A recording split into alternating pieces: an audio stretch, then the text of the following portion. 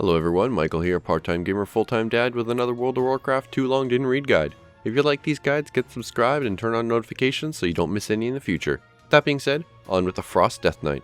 Frost currently has a very high damage potential for sustained cleave damage with a decent short burst. One of its drawbacks is a serious lack of mobility. As a quick side note, the basics guide will assume no legendaries and an artifact weapon up to Concordance 1, and will focus on single target with brief AoE mentions.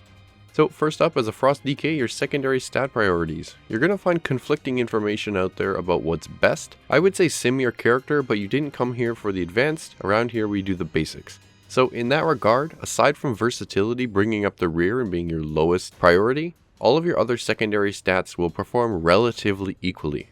Relatively being the key word. If you look at the top Frost DKs on Warcraft logs, you won't really see any patterns aside from almost always a slight haste edge. I feel confident in saying that if you aim for balance in the other three stats, you'll be just fine in the beginning. Following the above priority, your gems will be the plus 200 Saber's Eye of Strength for your first gem, and then plus 200 to whichever stat you're lacking in your remaining sockets. Your enchants will be Mark of the Trained Soldier on your neck for the Mastery proc, Binding of Strength on your cloak, and Binding of whichever stat again you're lacking on your rings. Additive to that, use Rune of Razor Ice on your main weapon, and Rune of the Fallen Crusader on your secondary.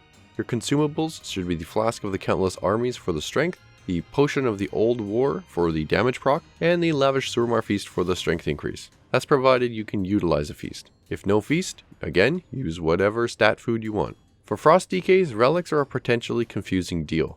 Ambidexterity, Cold as Ice, and Nothing But Boots are by far and away the best relics, pretty much regardless of the eye level. Blast Radius and Dead of Winter could also be considered if the eye level is a huge jump. This of course is aimed at single target.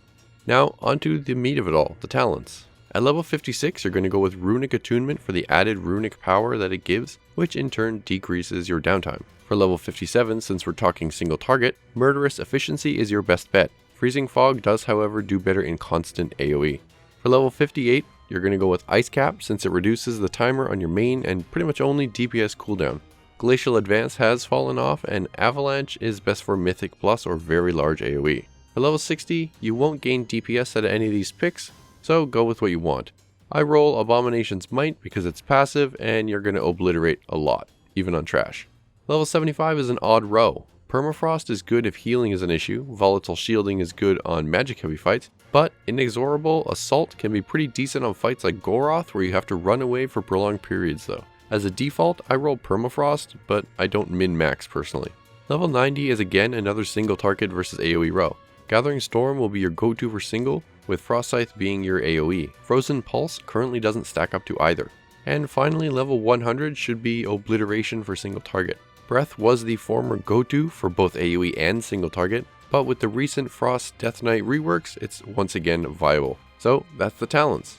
Provided you've chosen the same, the best way to deal damage as with Frost is to follow the priority rotation. Basically, Sindragosa's Fury is highest priority, but you need certain conditions first. It's best used with Pillar of Frost active, a proc from Fallen Crusader, and 5 stacks of Razor Ice on your target. Having the stars align perfectly to get all these can sometimes be tough, so maybe start with aiming for 1 or 2 of those to be up.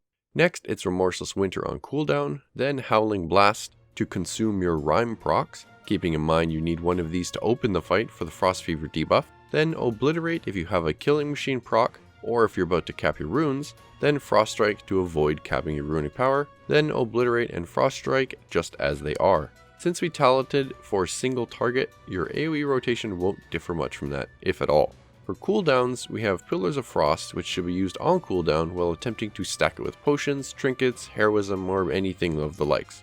Empower Rune Weapon, which should be used as much as you can throughout a fight, while being careful not to waste the resources it provides. And lastly, Sindragosa's Fury, which, same as Rune Weapon, you want to use it as many times as you can. If you know that a fight will be under 5 minutes and there's a point of AoE, you want to save it for that.